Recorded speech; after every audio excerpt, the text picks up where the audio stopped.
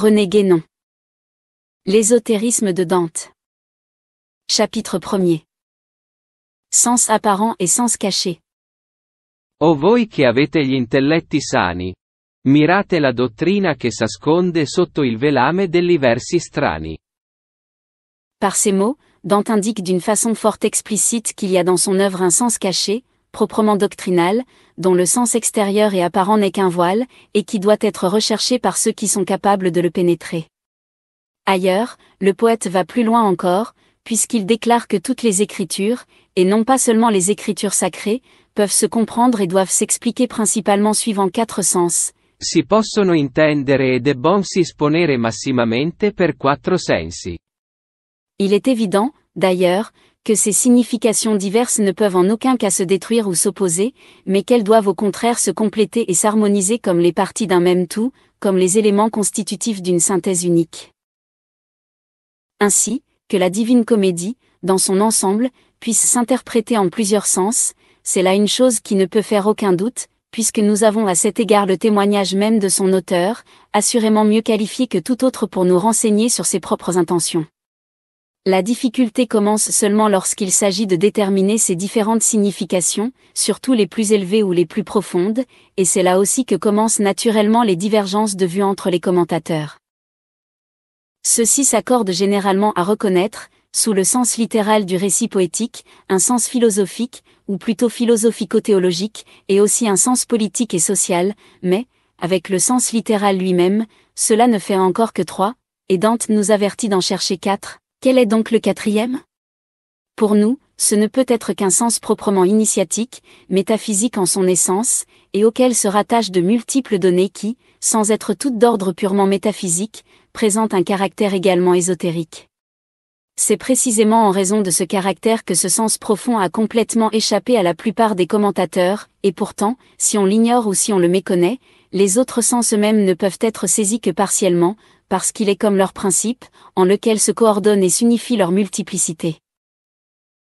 Ceux mêmes qui ont entrevu ce côté ésotérique de l'œuvre de Dante ont commis bien des méprises quant à sa véritable nature, parce que, le plus souvent, la compréhension réelle de ces choses leur faisait défaut, et parce que leur interprétation fut affectée par des préjugés qu'il leur était impossible d'écarter. C'est ainsi que Rossetti et Arrou, qui furent parmi les premiers à signaler l'existence de cet ésotérisme, crurent pouvoir conclure à l'hérésie de Dante, sans se rendre compte que c'était la mêlée des considérations se rapportant à des domaines tout à fait différents, c'est que, s'ils savaient certaines choses, il en est beaucoup d'autres qu'ils ignoraient, et que nous allons essayer d'indiquer, sans avoir aucunement la prétention de donner un exposé complet d'un sujet qui semble vraiment inépuisable. La question, pour Arrou, s'est posée ainsi: Dante fut-il catholique ou albigeois ? Pour d'autres, elle semble plutôt se poser en ces termes: fut-il chrétien ou païen ? Pour notre part, nous ne pensons pas qu'il faille se placer à un tel point de vue, car l'ésotérisme véritable est tout autre chose que la religion extérieure, et, s'il a quelque rapport avec celle-ci, ce ne peut être qu'en tant qu'il trouve dans les formes religieuses un mode d'expression symbolique, peu importe, d'ailleurs, que ces formes soient celles de telle ou telle religion, puisque ce dont il s'agit est l'unité doctrinale essentielle qui se dissimule derrière leur apparente diversité. C'est pourquoi les anciens initiés participaient indistinctement à tous les cultes extérieurs, suivant les coutumes établies dans les divers pays où ils se trouvaient, et c'est aussi parce qu'ils voyaient cette unité fondamentale, et non par l'effet d'un syncrétisme superficiel, que Dante a employé indifféremment, selon les cas, un langage emprunté soit au christianisme, soit à l'antiquité gréco-romaine. La métaphysique pure n'est ni païenne ni chrétienne, elle est universelle. Les mystères antiques n'étaient pas du paganisme, mais ils se superposaient à celui-ci, et de même, au Moyen Âge, il y eut des organisations dont le caractère était initiatique et non religieux, mais qui prenaient leur base dans le catholicisme. Si Dante a appartenu à certaines de ces organisations, comme cela nous paraît incontestable, ce n'est donc point une raison pour le déclarer hérétique. Ceux qui pensent ainsi se font du Moyen Âge une idée fausse ou incomplète, ils n'en voient pour ainsi dire que l'extérieur, parce que, pour tout le reste, il n'est plus rien dans le monde moderne qui puisse leur servir de terme de comparaison.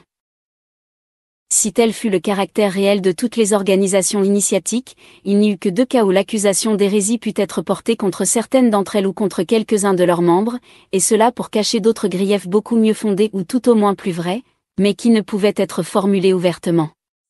Le premier de ces deux cas est celui où certains initiés ont pu se livrer à des divulgations inopportunes, risquant de jeter le trouble dans les esprits non préparés à la connaissance des vérités supérieures, et aussi de provoquer des désordres au point de vue social. Les auteurs de semblables divulgations avaient le tort de créer eux-mêmes une confusion entre les deux ordres ésotériques et exotériques, confusion qui, en somme, justifiait suffisamment le reproche d'hérésie, et ce cas s'est présenté à diverses reprises dans l'islam, où pourtant les écoles ésotériques ne rencontrent normalement aucune hostilité de la part des autorités religieuses et juridiques qui représentent l'exotérisme.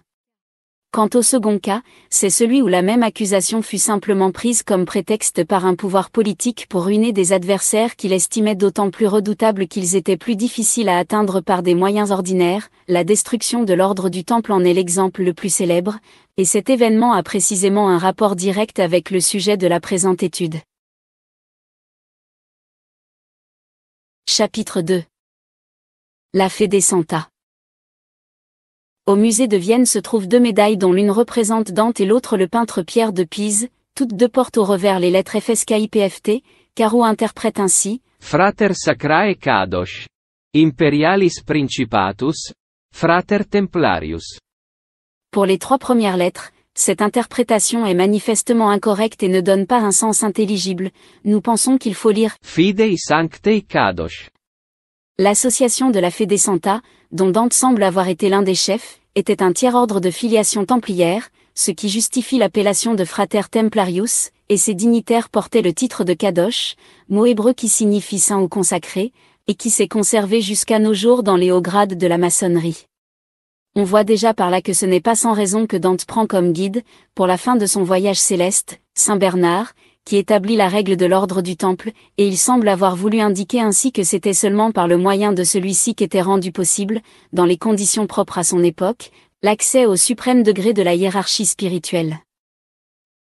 Quant à l'Imperialis Principatus, on ne doit peut-être pas, pour l'expliquer, se borner à considérer le rôle politique de Dante, qui montre que les organisations auxquelles il appartenait étaient alors favorables au pouvoir impérial. Il faut remarquer en outre que le Saint-Empire a une signification symbolique, et qu'aujourd'hui encore, dans la maçonnerie écossaise, les membres des suprêmes conseils sont qualifiés de dignitaires du Saint-Empire, tandis que le titre de prince entre dans les dénominations d'un assez grand nombre de grades.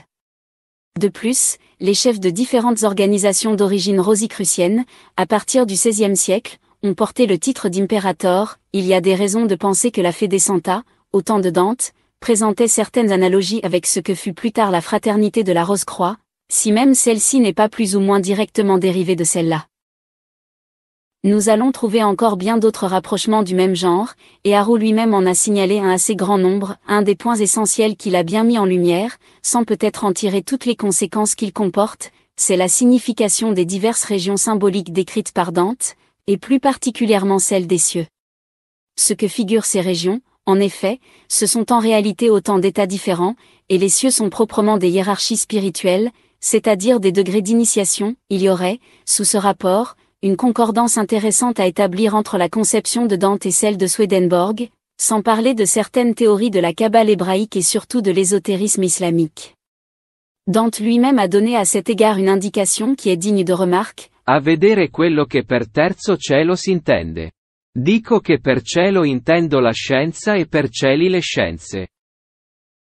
Mais quelles sont au juste ces sciences qu'il faut entendre par la désignation symbolique de cieux, et faut-il voir là une allusion aux 7 arts libéraux, dont Dante, comme tous ses contemporains, fait si souvent mention par ailleurs?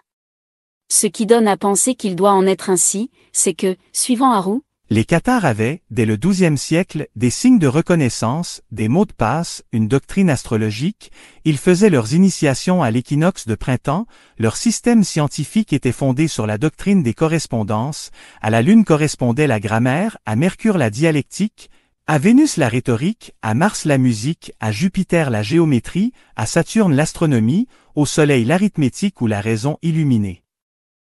Ainsi, aux 7 sphères planétaires, qui sont les 7 premiers des 9 cieux de Dante, correspondaient respectivement les 7 arts libéraux, précisément les mêmes dont nous voyons aussi les noms figurés sur les 7 échelons du montant de gauche de l'échelle des Kadosh, 30e degré de la maçonnerie écossaise. L'ordre ascendant, dans ce dernier cas, ne diffère du précédent que par l'interversion, d'une part, de la rhétorique et de la logique, qui est substituée ici à la dialectique, et, d'autre part, de la géométrie et de la musique, et aussi en ce que la science qui correspond au Soleil, l'arithmétique, occupe le rang qui revient normalement à cet astre dans l'ordre astrologique des planètes, c'est-à-dire le 4e, milieu du septénaire, tandis que les cathares la plaçaient au plus haut échelon de leur échelle mystique, comme Dante le fait pour sa correspondante du montant de droite, la foi, Emouna, c'est-à-dire cette mystérieuse fée descenta dont lui-même était Kadosh. Cependant, une remarque s'impose encore à ce sujet: comment se fait-il que des correspondances de cette sorte, qui en font de véritables degrés initiatiques, aient été attribuées aux arts libéraux, qui étaient enseignés publiquement et officiellement dans toutes les écoles? Nous pensons qu'il devait y avoir deux façons de les envisager, l'une exotérique et l'autre ésotérique. À toute science profane peut se superposer une autre science qui se rapporte, si l'on veut, au même objet, mais qui le considère sous un point de vue plus profond, et qui est à cette science profane ce que les sens supérieurs des Écritures sont à leur sens littéral. On pourrait dire encore que les sciences extérieures fournissent un mode d'expression pour des vérités supérieures, parce qu'elles-mêmes ne sont que le symbole de quelque chose qui est d'un autre ordre, parce que, comme l'a dit Platon, le sensible n'est qu'un reflet de l'intelligible. Les phénomènes de la nature et les événements de l'histoire ont tous une valeur symbolique, en ce qu'ils expriment quelque chose des principes dont ils dépendent, dont ils sont des conséquences plus ou moins éloignées. Ainsi, toute science et tout art peut, par une transposition convenable, prendre une véritable valeur ésotérique. Pourquoi les expressions tirées des arts libéraux n'auraient-elles pas joué, dans les initiations du Moyen Âge, un rôle comparable à celui que le langage emprunté à l'art des constructeurs joue dans la maçonnerie spéculative? Et nous irons plus loin, envisager les choses de cette façon, c'est en somme les ramener à leur principe. Ce point de vue est donc inhérent à leur essence même, et non point surajouté accidentellement, et, s'il en est ainsi, la tradition qui s'y rapporte ne pourrait-elle remonter à l'origine même des sciences et des arts, tandis que le point de vue exclusivement profane ne serait qu'un point de vue tout moderne, résultant de l'oubli général de cette tradition? Nous ne pouvons traiter ici cette question avec tous les développements qu'elle comporterait, mais voyons en quels termes Dante lui-même indique, dans le commentaire qu'il donne de sa première canzone, la façon dont il applique à son œuvre les règles de quelques-uns des arts libéraux. O uomini, che vedere non potete la sentenza di questa canzone. Non la rifiutate però, ma ponete mente alla sua bellezza, che è grande, sì per costruzione, la quale si pertiene agli grammatici. Sì per l'ordine del sermone, che si pertiene agli rettorici, sì per lo numero delle sue parti, che si pertiene agli musici. Dans cette façon d'envisager la musique en relation avec le nombre, donc comme science du rythme dans toutes ses correspondances, ne peut-on reconnaître un écho de la tradition pythagoricienne? Et n'est-ce pas cette même tradition, précisément, qui permet de comprendre le rôle solaire attribué à l'arithmétique, dont elle fait le centre commun de toutes les autres sciences, et aussi les rapports qui unissent celles-ci entre elles, et spécialement la musique avec la géométrie, par la connaissance des proportions dans les formes, qui trouve son application directe dans l'architecture, et avec l'astronomie, par celle de l'harmonie des sphères célestes?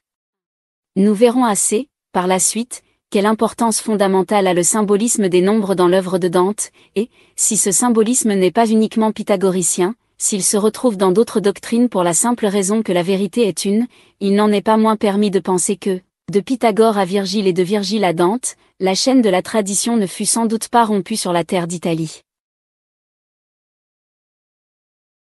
Chapitre 3. Rapprochement maçonnique et hermétique.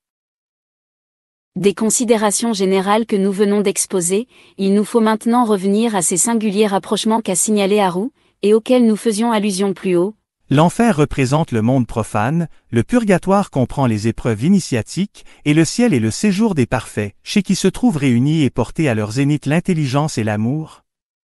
La ronde céleste que décrit Dante commence aux Alti Serafini, qui sont les Principi Celesti, et finit au dernier rang du ciel. Or il se trouve que certains dignitaires inférieurs de la maçonnerie écossaise, qui prétend remonter aux Templiers, et dont Zerbino, le prince écossais, l'amant d'Isabelle de Galice, et la personnification dans l'Orlando Furioso de l'Arioste, s'intitule également prince de Merci, que leur assemblée ou chapitre se nomme le troisième ciel, qu'ils ont pour symbole un palladium, ou statue de la vérité, revêtue comme Béatrice des trois couleurs vertes, blanches et rouges, que leur vénérable, dont le titre est prince très excellent, portant une flèche en main et sur la poitrine un cœur dans un triangle, est une personnification de l'amour, que le nombre mystérieux de 9, dont Béatrice est particulièrement aimée, Béatrice qu'il faut appeler Amour, dit Dante dans la Vita Nuova, est aussi affectée à ce vénérable, entouré de 9 colonnes, de 9 flambeaux à 9 branches et à 9 lumières, âgé enfin de 81 ans, multiple, ou plus exactement carré, de 9, quand Béatrice est censée mourir dans la 81e année du siècle. Ce grade de prince de Merci, ou écossais trinitaire, est le 26e du rite écossais. Voici ce qu'en dit le frère Bouilly, dans son explication des 12 écussons qui représentent les emblèmes et les symboles des 12 grades philosophiques du rite écossais dit ancien et accepté, du 19e au 30e. Ce grade est, selon nous, le plus inextricable de tous ceux qui composent cette savante catégorie, aussi prend-il le surnom d'écossais trinitaire.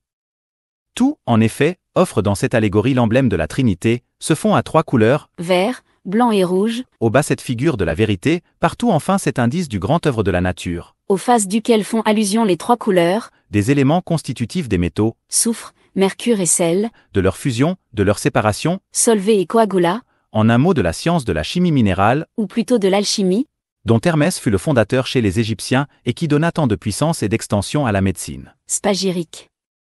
Tant il est vrai que les sciences constitutives du bonheur et de la liberté se succèdent et se classent avec cet ordre admirable qui prouve que le Créateur a fourni aux hommes tout ce qui peut calmer leurs maux et prolonger leur passage sur la terre.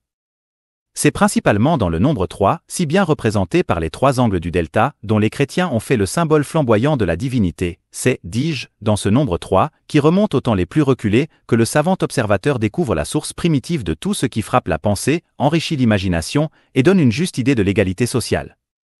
Ne cessons donc point, dignes chevaliers, de rester écossais trinitaires, de maintenir et d'honorer le nombre 3 comme l'emblème de tout ce qui constitue les devoirs de l'homme, et rappelle à la fois la Trinité chérie de notre ordre, gravée sur les colonnes de nos temples, la foi, l'espérance et la charité. Ce qu'il faut surtout retenir de ce passage, c'est que le grade dont il s'agit, comme presque tous ceux qui se rattachent à la même série, présente une signification nettement hermétique, et ce qu'il convient de noter tout particulièrement à cet égard, c'est la connexion de l'hermétisme avec les ordres de chevalerie. Ce n'est pas ici le lieu de rechercher l'origine historique des hauts grades de l'écossisme, ni de discuter la théorie si controversée de leur descendance templière, mais, qu'il y ait eu filiation réelle et directe ou seulement reconstitution, il n'en est pas moins certain que la plupart de ces grades, et aussi quelques-uns de ceux qu'on trouve dans d'autres rites, apparaissent comme les vestiges d'organisations ayant eu autrefois une existence indépendante, et notamment de ces anciens ordres de chevalerie dont la fondation est liée à l'histoire des croisades, c'est-à-dire d'une époque où il n'y eut pas seulement des rapports hostiles, comme le croient ceux qui s'en tiennent aux apparences, mais aussi d'actifs échanges intellectuels entre l'Orient et l'Occident, échanges qui s'opérèrent surtout par le moyen des ordres en question. Faut-il admettre que c'est à l'Orient que ceux-ci empruntèrent les données hermétiques qu'ils s'assimilèrent, ou ne doit-on pas plutôt penser qu'ils possédèrent dès leur origine un ésotérisme de ce genre, et que c'est leur propre initiation qui les rendit aptes à entrer en relation sur ce terrain avec les Orientaux ? C'est là encore une question que nous ne prétendons pas résoudre, mais la seconde hypothèse, quoique moins souvent envisagée que la première, n'a rien d'invraisemblable pour qui reconnaît l'existence, pendant tout le Moyen Âge, d'une tradition initiatique proprement occidentale, et ce qui porterait encore à l'admettre, c'est que des ordres fondés plus tard, et qui n'eurent jamais de rapport avec l'Orient, furent également pourvus d'un symbolisme hermétique, comme celui de la toison d'or, dont le nom même est une allusion aussi claire que possible à ce symbolisme. Quoi qu'il en soit, à l'époque de Dante, l'hermétisme existait très certainement dans l'ordre du Temple, de même que la connaissance de certaines doctrines d'origine plus sûrement arabe, que Dante lui-même paraît n'avoir pas ignoré non plus, et qui lui furent sans doute transmises aussi par cette voie. Nous nous expliquerons plus loin sur ce dernier point. Cependant, revenons aux concordances maçonniques mentionnées par le commentateur, et dont nous n'avons vu encore qu'une partie, car il y a plusieurs grades de l'écossisme pour lesquels Arrow croit remarquer une parfaite analogie avec les 9 cieux que Dante parcourt avec Béatrice. Voici les correspondances indiquées pour les 7 cieux planétaires. À la Lune correspondent les profanes, à Mercure, le chevalier du Soleil, 28e, à Vénus, le prince de Merci, 26e, vert, blanc et rouge, au Soleil, le grand architecte, 12e, ou le Noachite, 21e, à Mars, le grand écossais de Saint-André ou patriarche des croisades, 29e, rouge avec croix blanche, à Jupiter, le chevalier de l'aigle blanc et noir ou Kadosh, 30e, à Saturne, l'échelle d'or des mêmes Kadosh. À vrai dire, quelques-unes de ces attributions nous semblent douteuses, ce qui n'est pas admissible, surtout, c'est de faire du premier ciel le séjour des profanes, alors que la place de ceux-ci ne peut être que dans les ténèbres extérieures, et n'avons-nous pas vu précédemment, en effet, que c'est l'enfer qui représente le monde profane, tandis qu'on ne parvient aux divers cieux, y compris celui de la lune, qu'après avoir traversé les épreuves initiatiques du purgatoire? Nous savons bien, cependant, que la sphère de la lune a un rapport spécial avec les limbes, mais c'est là un tout autre aspect de son symbolisme, qu'il ne faut pas confondre avec celui sous lequel elle est représentée comme le premier ciel. En effet, la lune est à la fois Genua Cieli et Genua Inferni. Diane et Hécate, les anciens le savaient fort bien, et Dante ne pouvait pas s'y tromper non plus, ni accorder aux profanes un séjour céleste fût-il le plus inférieur de tous. Ce qui est beaucoup moins discutable, c'est l'identification des figures symboliques vues par Dante, la croix dans le ciel de Mars, l'aigle dans celui de Jupiter, l'échelle dans celui de Saturne. On peut assurément rapprocher cette croix de celle qui, après avoir été le signe distinctif des ordres de chevalerie, sert encore d'emblème à plusieurs grades maçonniques, et, si elle est placée dans la sphère de Mars, n'est-ce pas par une allusion au caractère militaire de ces ordres, leur raison d'être apparente, et au rôle qu'ils jouèrent extérieurement dans les expéditions guerrières des croisades? Quant aux deux autres symboles, il est impossible de ne pas y reconnaître ceux du Kadosh templier, et, en même temps, l'aigle, que l'Antiquité classique attribuait déjà à Jupiter comme les hindous l'attribuent à Vishnu, fut l'emblème de l'ancien empire romain, ce que nous rappelle la présence de Trajan dans l'œil de cet aigle, et il est demeuré celui du Saint-Empire. Le ciel de Jupiter est le séjour des princes sages et justes, Diligite justitiam. Qui judicatis terrant. correspondance qui, comme toutes celles que donne Dante pour les autres cieux, s'explique entièrement par des raisons astrologiques, et le nom hébreu de la planète Jupiter est Tzedek, qui signifie juste. Quant à l'échelle des Kadosh, nous en avons déjà parlé, la sphère de Saturne étant située immédiatement au-dessus de celle de Jupiter, on parvient au pied de cette échelle par la justice, Tzedaka, et à son sommet par la foi, Emouna. Ce symbole de l'échelle semble être d'origine chaldéenne et avoir été apporté en Occident avec les mystères de Mitra. Il y avait alors cet échelon dont chacun était formé d'un métal différent, suivant la correspondance des métaux avec les planètes. D'autre part, on sait que, dans le symbolisme biblique, on trouve également l'échelle de Jacob, qui, joignant la terre aux cieux, présente une signification identique. Selon Dante, le 8e ciel du paradis, le ciel étoilé, ou des étoiles fixes, est le ciel des Rose-Croix. Les parfaits y sont vêtus de blanc, ils y exposent un symbolisme analogue à celui des chevaliers de Hérodome, ils y professent la doctrine évangélique, celle même de Luther, opposée à la doctrine catholique romaine. C'est là l'interprétation d'Arou, qui témoigne de cette confusion, fréquente chez lui, entre les deux domaines de l'ésotérisme et de l'exotérisme. Le véritable ésotérisme doit être au-delà des oppositions qui s'affirment dans les mouvements extérieurs agitant le monde profane, et, si ces mouvements sont parfois suscités ou dirigés invisiblement par de puissantes organisations initiatiques, on peut dire que celles-ci les dominent sans s'y mêler, de façon à exercer également leur influence sur chacun des partis contraires. Il est vrai que les protestants, et plus particulièrement les luthériens, se servent habituellement du mot évangélique pour désigner leur propre doctrine, et, d'autre part, on sait que le sceau de Luther portait une croix au centre d'une rose. On sait aussi que l'organisation rosicrucienne qui manifesta publiquement son existence en 1604, celle avec laquelle Descartes chercha vainement à se mettre en rapport, se déclarait nettement antipapiste. Mais nous devons dire que cette rose-croix du commencement du XVIIe siècle était déjà très extérieure, et fort éloignée de la véritable rose-croix originelle, laquelle ne constitua jamais une société au sens propre de ce mot, et, quant à Luther, il semble n'avoir été qu'une sorte d'agent subalterne, sans doute même assez peu conscient du rôle qu'il avait à jouer. Ces divers points, d'ailleurs, n'ont jamais été complètement élucidés. Quoi qu'il en soit, les vêtements blancs des élus ou des parfaits, tout en rappelant évidemment certains textes apocalyptiques, nous paraissent être surtout une allusion au costume des Templiers, et il est, à cet égard, un passage particulièrement significatif. Qual è colui che tace e dicer vuole? Mi trasse Beatrice. E disse: Mira, quanto è il convento delle bianche stole. Cette interprétation, du reste, permet de donner un sens très précis à l'expression de milice sainte que nous trouvons un peu plus loin, dans des vers qui semblent même exprimer discrètement la transformation du templarisme, après son apparente destruction, pour donner naissance au rosicrucianisme. In forma dunque di candida rosa mi si mostrava la milizia santa, che nel suo sangue Cristo fece sposa. D'autre part, pour faire mieux comprendre quel est le symbolisme dont il s'agit dans la dernière citation que nous avons faite d'après Haru, voici la description de la Jérusalem céleste, telle qu'elle est figurée dans le chapitre des souverains princes Rose-Croix, de l'ordre de Hérodome de Kilwinning ou ordre royal d'Écosse, appelé aussi chevalier de l'aigle et du pélican, Dans le fond, de la dernière chambre, est un tableau où l'on voit une montagne d'où découle une rivière, au bord de laquelle croît un arbre portant 12 sortes de fruits. Sur le sommet de la montagne est un socle composé de 12 pierres précieuses en 12 assises. Au-dessus de ce socle est un carré en or, sur chacune des faces duquel sont 3 anges avec les noms de chacune des 12 tribus d'Israël. Dans ce carré est une croix, sur le centre de laquelle est couché un agneau. c'est donc le symbolisme apocalyptique que nous retrouvons ici, et la suite montrera à quel point les conceptions cycliques auxquelles il se rapporte sont intimement liées au plan même de l'œuvre de Dante. Dans les chants 24 et 25 du paradis, on retrouve le triple baiser du prince Rose-Croix, le pélican, les tuniques blanches, les mêmes que celles des vieillards de l'Apocalypse, les bâtons de cire à cacheter, les 3 vertus théologales des chapitres maçonniques, Foi, espérance et charité, car la fleur symbolique des Rose-Croix la Rosa Candida des chants 30 et 31, a été adoptée par l'Église de Rome comme la figure de la mère du Sauveur, Rosa Mystica des litanies, et par celle de Toulouse, les albigeois, comme le type mystérieux de l'Assemblée générale des fidèles d'amour. Ces métaphores étaient déjà employées par les Pauliciens, prédécesseurs des cathares au Xe et XIe siècle.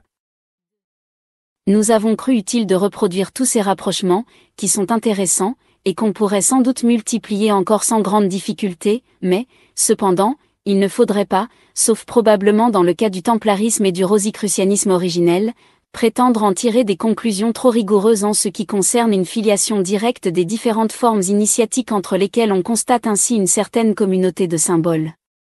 En effet, non seulement le fond des doctrines est toujours et partout le même, mais encore, ce qui peut sembler plus étonnant à première vue, les modes d'expression eux-mêmes présentent souvent une similitude frappante, et cela pour des traditions qui sont trop éloignées dans le temps ou dans l'espace pour qu'on puisse admettre une influence immédiate des unes sur les autres. Sans doute faudrait-il en pareil cas, pour découvrir un rattachement effectif, remonter beaucoup plus loin que l'histoire ne nous permet de le faire. D'un autre côté, des commentateurs tels que Rossetti et Haru, en étudiant le symbolisme de l'œuvre de Dante comme ils l'ont fait, s'en sont tenus à un aspect que nous pouvons qualifier d'extérieur. Nous voulons dire qu'ils se sont arrêtés à ce que nous appellerions volontiers son côté rituelique, c'est-à-dire à des formes qui, pour ceux qui sont incapables d'aller plus loin, cachent le sens profond plutôt qu'elles ne l'expriment. Et, comme on l'a dit très justement, il est naturel qu'il en soit ainsi, parce que, pour pouvoir saisir et comprendre les allusions et les références conventionnelles ou allégoriques, il faut connaître l'objet de l'allusion ou de l'allégorie. Et dans le cas présent, il faut connaître les expériences mystiques par lesquelles la véritable initiation fait passer le myste et l'épopte. Pour qu'il y ait quelque expérience de ce genre, il n'y a aucun doute à avoir sur l'existence, dans la Divine Comédie et dans l'Énéide, d'une allégorie métaphysico-ésotérique, qui voile et expose en même temps les phases successives par lesquelles passe la conscience de l'initié pour atteindre l'immortalité. Chapitre 4. Dante et le rosicrucianisme. Le même reproche d'insuffisance que nous avons formulé à l'égard de Rossetti et d'Haru peut être adressé aussi à Eliphas Lévi, qui, tout en affirmant un rapport avec les mystères antiques, a vu surtout une application politique, ou politico-religieuse, n'ayant à nos yeux qu'une importance secondaire, et qui a toujours le tort de supposer que les organisations proprement initiatiques sont directement engagées dans les luttes extérieures. Voici, en effet, ce que dit cet auteur dans son Histoire de la magie. On a multiplié les commentaires et les études sur l'œuvre de Dante, et personne, que nous sachions, n'en a signalé le véritable caractère. L'œuvre du Grand Gibelin est une déclaration de guerre à la papauté par la révélation hardie des mystères. L'épopée de Dante est johannite et gnostique, c'est une application hardie des figures et des nombres de la Kabbale au dogme chrétien et une négation secrète de tout ce qu'il y a d'absolu dans ces dogmes. Son voyage à travers les mondes surnaturels s'accomplit comme l'initiation au mystère d'Éleusis et de Thèbes. C'est Virgile qui le conduit et le protège dans les cercles du nouveau Tartare, comme si Virgile, le tendre et mélancolique prophète des destinées du fils de Polion, était aux yeux du poète florentin le père illégitime, mais véritable, de l'épopée chrétienne. Grâce au génie païen de Virgile, Dante échappe à ce gouffre sur la porte duquel il avait lu une sentence de désespoir, il y échappe en mettant sa tête à la place de ses pieds et ses pieds à la place de sa tête, c'est-à-dire en prenant le contre-pied du dogme, et alors il remonte à la lumière en se servant du démon lui-même comme d'une échelle monstrueuse. Il échappe à l'épouvante à force d'épouvante, à l'horrible à force d'horreur. L'enfer, semble-t-il, n'est une impasse que pour ceux qui ne savent pas se retourner, il prend le diable à rebrousse-poil, s'il m'est permis d'employer ici cette expression familière, et s'émancipe par son audace. C'est déjà le protestantisme dépassé, et le poète des ennemis de Rome a déjà deviné Faust, montant au ciel sur la tête de Méphistophélès vaincu. En réalité, la volonté de révéler les mystères a supposé que la chose soit possible, et elle ne l'est pas, parce qu'il n'est de véritable mystère que l'inexprimable, et le parti pris de prendre le contre-pied du dogme ou de renverser consciemment le sens et la valeur des symboles, ne seraient pas les marques d'une très haute initiation. Heureusement, nous ne voyons, pour notre part, rien de tel chez Dante, dont l'ésotérisme s'enveloppe au contraire d'un voile assez difficilement pénétrable, en même temps qu'il s'appuie sur des bases strictement traditionnelles, faire de lui un précurseur du protestantisme, et peut-être aussi de la Révolution. Simplement parce qu'il fut un adversaire de la papauté sur le terrain politique, c'est méconnaître entièrement sa pensée et ne rien comprendre à l'esprit de son époque. Il y a encore autre chose qui nous paraît difficilement soutenable, c'est l'opinion qui consiste à voir en Dante un kabbaliste au sens propre de ce mot, et ici nous sommes d'autant plus portés à nous méfier que nous ne savons que trop combien certains de nos contemporains s'illusionnent facilement à ce sujet, croyant trouver de la kabbale partout où il y a une forme quelconque d'ésotérisme. N'avons-nous pas vu un écrivain maçonnique affirmer gravement que Kabbale et chevalerie sont une seule et même chose, et, en dépit des plus élémentaires notions linguistiques, que les deux mots eux-mêmes ont une origine commune? En présence de telles invraisemblances, on comprendra la nécessité de se montrer circonspect, et de ne pas se contenter de quelques vagues rapprochements pour faire de tel ou tel personnage un kabbaliste. Or la Kabbale est essentiellement la tradition hébraïque, et nous n'avons aucune preuve qu'une influence juive se soit exercée directement sur Dante. Ce qui a donné naissance à une telle opinion, c'est uniquement l'emploi qu'il fait de la science des nombres, mais, si cette science existe effectivement dans la Kabbale hébraïque et y tient une place des plus importantes, elle se trouve aussi bien ailleurs, et ira-t-on donc prétendre également, sous le même prétexte, que Pythagore était un kabbaliste? Comme nous l'avons déjà dit, c'est bien plutôt au pythagorisme qu'à la Kabbale que, sous ce rapport, on pourrait rattacher Dante, qui, très probablement, connut surtout du judaïsme ce que le christianisme en a conservé dans sa propre doctrine. Remarquons aussi, continue Eliphas Lévi, que l'enfer de Dante n'est qu'un purgatoire négatif. Expliquons-nous, son purgatoire semble s'être formé dans son enfer comme dans un moule, c'est le couvercle et comme le bouchon du gouffre, et l'on comprend que le titan florentin, en escaladant le paradis, voudrait jeter d'un coup de pied le purgatoire dans l'enfer. Cela est vrai en un sens, puisque le mont du purgatoire s'est formé, sur l'hémisphère austral, des matériaux rejetés du sein de la terre lorsque le gouffre a été creusé par la chute de Lucifer, mais pourtant l'enfer a 9 cercles, qui sont comme un reflet inversé des 9 cieux, tandis que le purgatoire n'a que cette division, la symétrie n'est donc pas exacte sous tous les rapports. Son ciel se compose d'une série de cercles kabbalistiques divisés par une croix comme le pentacle d'Ézéchiel. Au centre de cette croix fleurit une rose, et nous voyons apparaître pour la première fois, exposé publiquement et presque catégoriquement expliqué, le symbole des rose-croix. D'ailleurs vers la même époque, ce même symbole apparaissait aussi, quoique peut-être d'une façon un peu moins claire, dans une autre œuvre poétique célèbre, le roman de la rose. Eliphas Lévi pense que le roman de la rose et la divine comédie sont les deux formes opposées, il serait plus juste de dire complémentaires, d'une même œuvre, l'initiation à l'indépendance de l'esprit, la satire de toutes les institutions contemporaines et la formule allégorique des grands secrets de la société des Rose-Croix, laquelle, à vrai dire, ne portait pas encore ce nom, et de plus, nous le répétons, ne fut jamais, sauf en quelques branches tardives et plus ou moins déviées, une société constituée avec toutes les formes extérieures qu'implique ce mot. D'autre part, l'indépendance de l'esprit, ou pour mieux dire, l'indépendance intellectuelle n'était pas, au Moyen Âge, une chose si exceptionnelle que les modernes se l'imaginent d'ordinaire, et les moines eux-mêmes ne se privaient pas d'une critique fort libre, dont on peut retrouver les manifestations jusque dans les sculptures des cathédrales. Tout cela n'a rien de proprement ésotérique, et il y a, dans les œuvres dont il s'agit, quelque chose de beaucoup plus profond. Ces importantes manifestations de l'occultisme, dit encore Eliphas Lévy, coïncident avec l'époque de la chute des Templiers, puisque Jean de Meung ou Clopinel, contemporain de la vieillesse de Dante, florissait pendant ses plus belles années à la cour de Philippe le Bel. Le roman de la Rose est l'épopée de la vieille France. C'est un livre profond sous une forme légère, c'est une révélation aussi savante que celle d'Apulée des mystères de l'occultisme. La rose de Flamel, celle de Jean de Meung et celle de Dante sont nées sur le même rosier. Sur ces dernières lignes, nous ne ferons qu'une réserve, c'est que le mot occultisme, qui a été inventé par Eliphas Lévy lui-même, convient fort peu pour désigner ce qui exista antérieurement à lui, surtout si l'on songe à ce qu'est devenu l'occultisme contemporain, qui, tout en se donnant pour une restauration de l'ésotérisme, n'est arrivé qu'à en être une grossière contrefaçon, parce que ses dirigeants ne furent jamais en possession des véritables principes ni d'aucune initiation sérieuse. Eliphas Lévy serait sans doute le premier à désavouer ses prétendus successeurs, auxquels il était certainement bien supérieur intellectuellement, tout en étant loin d'être réellement aussi profond qu'il veut le paraître, et en ayant le tort d'envisager toute chose à travers la mentalité d'un révolutionnaire de 1848. Si nous nous sommes un peu attardés à discuter son opinion, c'est que nous savons combien son influence a été grande, même sur ceux qui ne l'ont guère compris, et que nous pensons qu'il est bon de fixer les limites dans lesquelles sa compétence peut être reconnue. Son principal défaut, qui est celui de son temps, est de mettre les préoccupations sociales au premier plan et de les mêler à tout indistinctement. À l'époque de Dante, on savait sûrement mieux situer chaque chose à la place qui doit lui revenir normalement dans la hiérarchie universelle.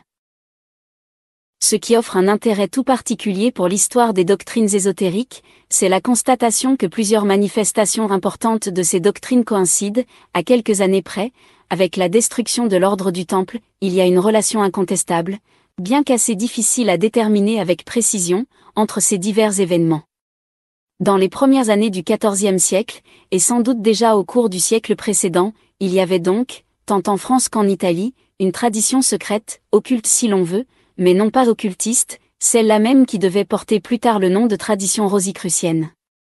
La dénomination de Fraternitas Rosae Crucis apparaît pour la première fois en 1374, ou même, suivant quelques-uns, notamment Michel Meyer, en 1413, et la légende de Christian Rosenkreuz, le fondateur supposé dont le nom et la vie sont purement symboliques, ne fut peut-être entièrement constitué qu'au XVIe siècle, mais, nous venons de voir que le symbole même de la rose-croix est certainement bien antérieur. Cette doctrine ésotérique, quelle que soit la désignation particulière qu'on voudra lui donner jusqu'à l'apparition du rosicrucianisme proprement dit, si toutefois on trouve nécessaire de lui en donner une, présentait des caractères qui permettent de la faire rentrer dans ce qu'on appelle assez généralement l'hermétisme.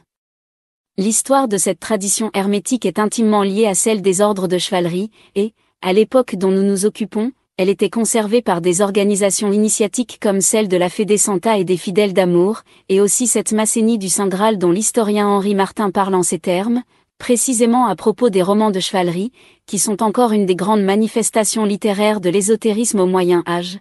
Dans le Titurel, la légende du Graal atteint sa dernière et splendide transfiguration, sous l'influence d'idées que Wolfram semblerait avoir puisées en France, et particulièrement chez les Templiers du Midi de la France. Ce n'est plus dans l'île de Bretagne, mais en Gaule, sur les confins de l'Espagne, que le Graal est conservé. Un héros appelé Titurel fonde un temple pour y déposer le saint vaisselle, et c'est le prophète Merlin qui dirige cette construction mystérieuse, initiée qu'il a été par Joseph d'Arimathie en personne au plan du temple par excellence, du temple de Salomon. La chevalerie du Graal devient ici la Massénie, c'est-à-dire une franc-maçonnerie ascétique, dont les membres se nomment les Templistes, et l'on peut saisir ici l'intention de relier à un centre commun, figuré par ce temple idéal, l'ordre des Templiers et les nombreuses confréries de constructeurs qui renouvellent alors l'architecture du Moyen Âge.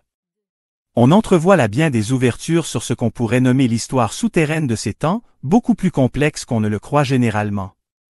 Ce qui est bien curieux et ce dont on ne peut guère douter, c'est que la franc-maçonnerie moderne remonte d'échelon en échelon jusqu'à la Massénie du Saint Graal.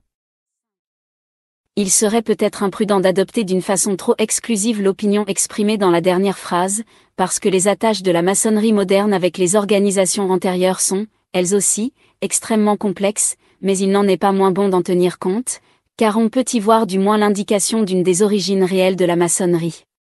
Tout cela peut aider à saisir dans une certaine mesure les moyens de transmission des doctrines ésotériques à travers le Moyen Âge, ainsi que l'obscure filiation des organisations initiatiques au cours de cette même période, pendant laquelle elles furent vraiment secrètes dans la plus complète acception de ce mot. Chapitre 5. Voyage extraterrestre dans différentes traditions.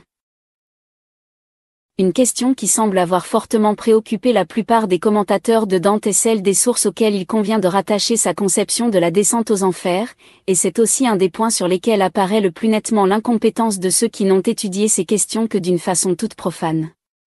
Il y a là, en effet, quelque chose qui ne peut se comprendre que par une certaine connaissance des phases de l'initiation réelle, et c'est ce que nous allons maintenant essayer d'expliquer. Sans doute, si Dante prend Virgile pour guide dans les 2 premières parties de son voyage, la cause principale en est bien, comme tout le monde s'accorde à le reconnaître, le souvenir du chant 6 de l'Énéide, mais il faut ajouter que c'est parce qu'il y a là, chez Virgile, non une simple fiction poétique, mais la preuve d'un savoir initiatique incontestable. Ce n'est pas sans raison que la pratique des sortes Virgilianae fut si répandue au Moyen Âge, et, si on a voulu faire de Virgile un magicien, ce n'est là qu'une déformation populaire et exotérique d'une vérité profonde, que sentait probablement, mieux qu'il ne savait l'exprimer, ceux qui rapprochaient son œuvre des livres sacrés, ne fût-ce que pour un usage divinatoire d'un intérêt très relatif. D'autre part, il n'est pas difficile de constater que Virgile lui-même, pour ce qui nous occupe, a eu des prédécesseurs chez les Grecs, et de rappeler à ce propos le voyage d'Ulysse au pays des Cimmériens, ainsi que la descente d'Orphée aux enfers. Mais la concordance que l'on remarque en tout cela ne prouve-t-elle rien de plus qu'une série d'emprunts ou d'imitations successives?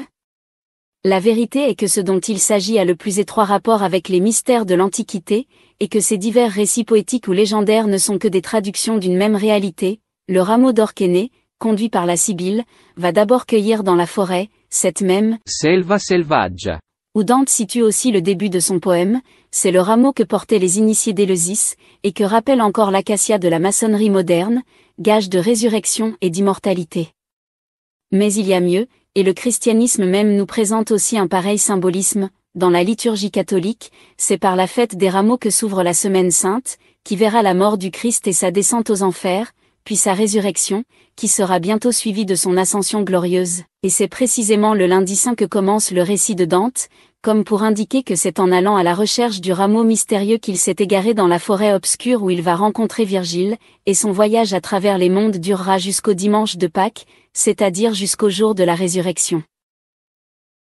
Mort et descente aux enfers d'un côté, résurrection et ascension aux cieux de l'autre, ce sont comme 2 phases inverses et complémentaires, dont la première est la préparation nécessaire de la seconde, et que l'on retrouverait également sans peine dans la description du grand œuvre hermétique, et la même chose est nettement affirmée dans toutes les doctrines traditionnelles.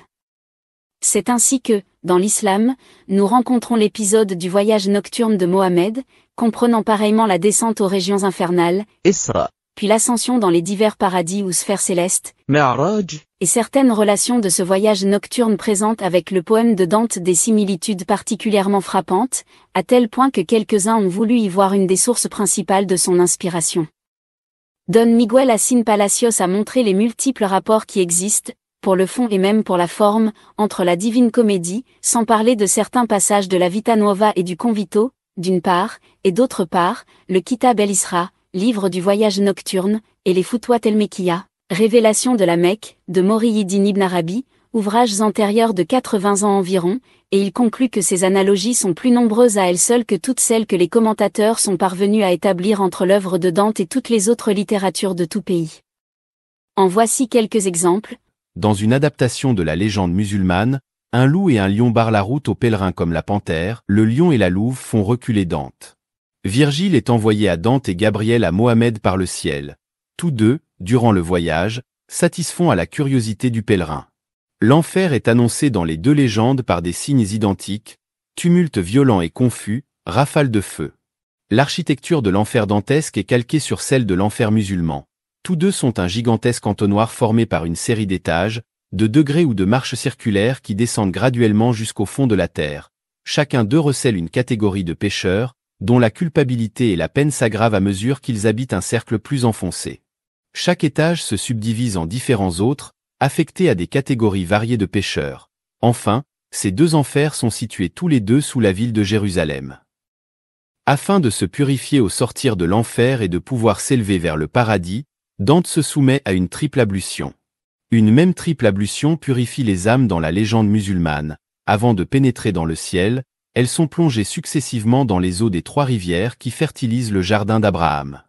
L'architecture des sphères célestes à travers lesquelles s'accomplit l'ascension est identique dans les deux légendes. Dans les 9 cieux sont disposées, suivant leurs mérites respectifs, les âmes bienheureuses qui, à la fin, se rassemblent toutes dans l'empyrée ou dernière sphère. De même que Béatrice s'efface devant Saint Bernard pour guider Dante dans les ultimes étapes, de même Gabriel abandonne Mohamed près du trône de Dieu où il sera attiré par une guirlande lumineuse. L'apothéose finale des deux ascensions est la même. Les deux voyageurs, élevés jusqu'à la présence de Dieu, nous décrivent Dieu comme un foyer de lumière intense, entouré de 9 cercles concentriques formés par les fils serrés d'innombrables esprits angéliques qui émettent des rayons lumineux. Une des files circulaires les plus proches du foyer est celle des chérubins. Chaque cercle entoure le cercle immédiatement inférieur, et tous les 9 tournent sans trêve autour du centre divin. Les étages infernaux, les cieux astronomiques, les cercles de la rose mystique, les cœurs angéliques qui entourent le foyer de la lumière divine, les 3 cercles symbolisant la trinité de personnes, sont empruntés mot pour mot par le poète florentin Muhyiddin Ibn Arabi. De telles coïncidences, jusque dans des détails extrêmement précis, ne peuvent être accidentelles et nous avons bien des raisons d'admettre que Dante s'est effectivement inspiré, pour une part assez importante, des écrits de Muhyiddin, mais comment les a-t-il connus? On envisage comme intermédiaire possible Brunetto Latini, qui avait séjourné en Espagne, mais cette hypothèse nous paraît peu satisfaisante. Muhyiddin était né à Murcie, d'où son surnom d'Al-Andalousie, mais il ne passa pas toute sa vie en Espagne, et il mourut à Damas. D'un autre côté, ses disciples étaient répandus dans tout le monde islamique, mais surtout en Syrie et en Égypte, et enfin il est peu probable que ses œuvres aient été dès lors dans le domaine public, ou même certaines d'entre elles n'ont jamais été. En effet, Muhyiddin fut tout autre chose que le poète mystique qu'imagine M. Hassan Palacios. Ce que celui-ci ignore vraisemblablement, c'est que, dans l'ésotérisme islamique, il est appelé Esh-Shir el-Akbar, c'est-à-dire le plus grand des maîtres spirituels, le maître par excellence, que sa doctrine est d'essence purement métaphysique, et que plusieurs des principaux ordres initiatiques de l'islam, parmi ceux qui sont les plus élevés et les plus fermés en même temps, procèdent de lui directement. Nous avons déjà indiqué que de telles organisations furent, au XIIIe siècle, c'est-à-dire à l'époque même de Muhyiddin, en relation avec les ordres de chevalerie, et, pour nous, c'est par là que s'explique la transmission constatée, s'il en était autrement, et si Dante avait connu Muhyiddin par des voies profanes, pourquoi ne l'aurait-il jamais nommé, aussi bien qu'il nomme les philosophes exotériques de l'islam, Avicenne et Averroès? De plus, il est reconnu qu'il y eut des influences islamiques aux origines du rosicrucianisme, et c'est à cela que font allusion les voyages supposés de Christian Rosenkreuz en Orient, mais l'origine réelle du rosicrucianisme, nous l'avons déjà dit, ce sont précisément les ordres de chevalerie, et ce sont eux qui formèrent, au Moyen Âge, le véritable lien intellectuel entre l'Orient et l'Occident. Les critiques occidentaux modernes, qui ne regardent le voyage nocturne de Mohammed que comme une légende plus ou moins poétique, prétendent que cette légende n'est pas spécifiquement islamique et arabe, mais qu'elle serait originaire de la Perse, parce que le récit d'un voyage similaire se trouve dans un livre mazdéen, l'Arda Virafname. Certains pensent qu'il faut remonter encore plus loin, jusqu'à l'Inde, où l'on rencontre en effet, tant dans le brahmanisme que dans le bouddhisme, une multitude de descriptions symboliques des divers états d'existence sous la forme d'un ensemble hiérarchiquement organisé de cieux et d'enfer, et quelques-uns vont même jusqu'à supposer que Dante a pu subir directement l'influence indienne. Chez ceux qui ne voient en tout cela que de la littérature, cette façon d'envisager les choses se comprend, quoiqu'il soit assez difficile, même du simple point de vue historique, d'admettre que Dante ait pu connaître quelque chose de l'Inde autrement que par l'intermédiaire des Arabes. Mais, pour nous, ces similitudes ne montrent pas autre chose que l'unité de la doctrine qui est contenue dans toutes les traditions. Il n'y a rien d'étonnant à ce que nous trouvions partout l'expression des mêmes vérités, mais précisément, pour ne pas s'en étonner, il faut d'abord savoir que ce sont des vérités, et non pas des fictions plus ou moins arbitraires. Là où il n'y a que des ressemblances d'ordre général, il n'y a pas lieu de conclure à une communication directe, cette conclusion n'est justifiée que si les mêmes idées sont exprimées sous une forme identique, ce qui est le cas pour Muhyiddin et Dante. Il est certain que ce que nous trouvons chez Dante est en parfait accord avec les théories hindoues des mondes et des cycles cosmiques, mais sans pourtant être revêtu de la forme qui seule est proprement hindoue, et cet accord existe nécessairement chez tous ceux qui ont conscience des mêmes vérités, quelle que soit la façon dont ils en ont acquis la connaissance. Chapitre 5. Voyage extraterrestre dans différentes traditions. Une question qui semble avoir fortement préoccupé la plupart des commentateurs de Dante est celle des sources auxquelles il convient de rattacher sa conception de la descente aux enfers, et c'est aussi un des points sur lesquels apparaît le plus nettement l'incompétence de ceux qui n'ont étudié ces questions que d'une façon toute profane. Il y a là, en effet, quelque chose qui ne peut se comprendre que par une certaine connaissance des phases de l'initiation réelle, et c'est ce que nous allons maintenant essayer d'expliquer. Sans doute, si Dante prend Virgile pour guide dans les 2 premières parties de son voyage, la cause principale en est bien, comme tout le monde s'accorde à le reconnaître, le souvenir du chant 6 de l'Énéide, mais il faut ajouter que c'est parce qu'il y a là, chez Virgile, non une simple fiction poétique, mais la preuve d'un savoir initiatique incontestable. Ce n'est pas sans raison que la pratique des sortes Virgilianae fut si répandue au Moyen Âge, et, si on a voulu faire de Virgile un magicien, ce n'est là qu'une déformation populaire et exotérique d'une vérité profonde, que sentaient probablement, mieux qu'il ne savait l'exprimer, ceux qui rapprochaient son œuvre des livres sacrés, ne fût-ce que pour un usage divinatoire d'un intérêt très relatif. D'autre part, il n'est pas difficile de constater que Virgile lui-même, pour ce qui nous occupe, a eu des prédécesseurs chez les Grecs, et de rappeler à ce propos le voyage d'Ulysse au pays des Cimmériens, ainsi que la descente d'Orphée aux enfers. Mais la concordance que l'on remarque en tout cela ne prouve-t-elle rien de plus qu'une série d'emprunts ou d'imitations successives? La vérité est que ce dont il s'agit a le plus étroit rapport avec les mystères de l'Antiquité, et que ces divers récits poétiques ou légendaires ne sont que des traductions d'une même réalité. Le rameau d'or qu'Énée, conduit par la Sibylle, va d'abord cueillir dans la forêt, cette même selva selvaggia, où Dante situe aussi le début de son poème, c'est le rameau que portaient les initiés d'Éleusis, et que rappelle encore l'acacia de la maçonnerie moderne, gage de résurrection et d'immortalité. Mais il y a mieux, et le christianisme même nous présente aussi un pareil symbolisme. Dans la liturgie catholique, c'est par la fête des rameaux que s'ouvre la Semaine Sainte, qui verra la mort du Christ et sa descente aux enfers, puis sa résurrection, qui sera bientôt suivie de son ascension glorieuse, et c'est précisément le lundi saint que commence le récit de Dante, comme pour indiquer que c'est en allant à la recherche du rameau mystérieux qu'il s'est égaré dans la forêt obscure où il va rencontrer Virgile, et son voyage à travers les mondes durera jusqu'au dimanche de Pâques, c'est-à-dire jusqu'au jour de la résurrection. Mort et descente aux enfers d'un côté, résurrection et ascension aux cieux de l'autre, ce sont comme 2 phases inverses et complémentaires, dont la première est la préparation nécessaire de la seconde, et que l'on retrouverait également sans peine dans la description du grand œuvre hermétique, et la même chose est nettement affirmée dans toutes les doctrines traditionnelles. C'est ainsi que, dans l'islam, nous rencontrons l'épisode du voyage nocturne de Mohammed, comprenant pareillement la descente aux régions infernales, Isra, puis l'ascension dans les divers paradis ou sphères célestes, Mi'raj, et certaines relations de ce voyage nocturne présentent avec le poème de Dante des similitudes particulièrement frappantes, à tel point que quelques-uns ont voulu y voir une des sources principales de son inspiration. Don Miguel Asín Palacios a montré les multiples rapports qui existent, pour le fond et même pour la forme, entre la Divine Comédie, sans parler de certains passages de la Vita Nuova et du Convito, d'une part, et d'autre part, le Kitab al-Isra, livre du voyage nocturne, et les Futuhat al-Makkiyya, révélations de la Mecque, de Muhyiddin ibn Arabi, ouvrages antérieurs de 80 ans environ, et il conclut que ces analogies sont plus nombreuses à elles seules que toutes celles que les commentateurs sont parvenus à établir entre l'œuvre de Dante et toutes les autres littératures de tout pays. En voici quelques exemples. Dans une adaptation de la légende musulmane, un loup et un lion barrent la route aux pèlerins comme la panthère, le lion et la louve font reculer Dante. Virgile est envoyé à Dante et Gabriel à Mohammed par le ciel. Tous deux, durant le voyage, satisfont à la curiosité du pèlerin. L'enfer est annoncé dans les 2 légendes par des signes identiques, tumulte violent et confus, rafale de feu. L'architecture de l'enfer dantesque est calquée sur celle de l'enfer musulman. Tous deux sont un gigantesque entonnoir formé par une série d'étages, de degrés ou de marches circulaires qui descendent graduellement jusqu'au fond de la terre. Chacun d'eux recèle une catégorie de pécheurs, dont la culpabilité et la peine s'aggravent à mesure qu'ils habitent un cercle plus enfoncé. Chaque étage se subdivise en différents autres, affectés à des catégories variées de pécheurs. Enfin, ces 2 enfers sont situés tous les 2 sous la ville de Jérusalem. Afin de se purifier au sortir de l'enfer et de pouvoir s'élever vers le paradis, Dante se soumet à une triple ablution. Une même triple ablution purifie les âmes dans la légende musulmane. Avant de pénétrer dans le ciel, elles sont plongées successivement dans les eaux des 3 rivières qui fertilisent le jardin d'Abraham.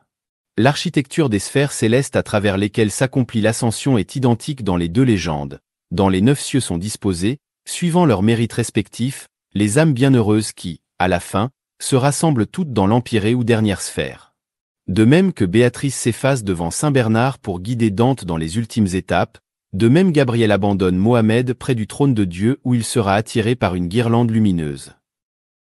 L'apothéose finale des 2 ascensions est la même. Les 2 voyageurs, élevés jusqu'à la présence de Dieu, nous décrivent Dieu comme un foyer de lumière intense, entouré de 9 cercles concentriques formés par les fils serrés d'innombrables esprits angéliques qui émettent des rayons lumineux. Une des files circulaires les plus proches du foyer est celle des chérubins. Chaque cercle entoure le cercle immédiatement inférieur, et tous les 9 tournent sans trêve autour du centre divin. Les étages infernaux, les cieux astronomiques, les cercles de la rose mystique, les cœurs angéliques qui entourent le foyer de la lumière divine, les 3 cercles symbolisant la trinité de personnes, sont empruntés mot pour mot par le poète florentin Muhyiddin Ibn Arabi. De telles coïncidences, jusque dans des détails extrêmement précis, ne peuvent être accidentelles et nous avons bien des raisons d'admettre que Dante s'est effectivement inspiré, pour une part assez importante, des écrits de Muhyiddin. Mais comment les a-t-il connus? On envisage comme intermédiaire possible Brunetto Latini, qui avait séjourné en Espagne, mais cette hypothèse nous paraît peu satisfaisante. Muhyiddin Était né à Murcie, d'où son surnom dès l'Andalousie, mais il ne passa pas toute sa vie en Espagne, et il mourut à Damas. D'un autre côté, ses disciples étaient répandus dans tout le monde islamique, mais surtout en Syrie et en Égypte, et enfin il est peu probable que ses œuvres aient été dès lors dans le domaine public, ou même certaines d'entre elles n'ont jamais été. En effet, Muhyiddin fut tout autre chose que le poète mystique qu'imagine M. Hassan Palacios. Ce que celui-ci ignore vraisemblablement, c'est que, dans l'ésotérisme islamique, il est appelé Esh-Shir el-Akbar, c'est-à-dire le plus grand des maîtres spirituels, le maître par excellence, que sa doctrine est d'essence purement métaphysique, et que plusieurs des principaux ordres initiatiques de l'islam, parmi ceux qui sont les plus élevés et les plus fermés en même temps, procèdent de lui directement.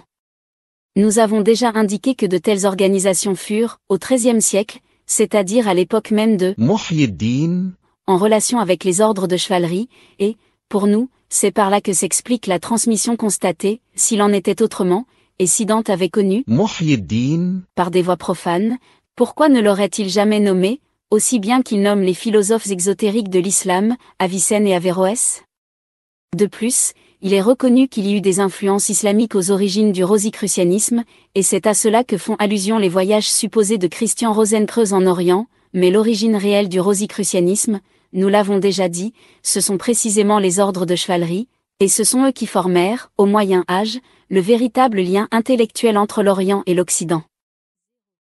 Les critiques occidentaux modernes, qui ne regardent le voyage nocturne de Mohammed que comme une légende plus ou moins poétique, prétendent que cette légende n'est pas spécifiquement islamique et arabe, mais qu'elle serait originaire de la Perse, parce que le récit d'un voyage similaire se trouve dans un livre mazdéen, l'Arda Virafnameh.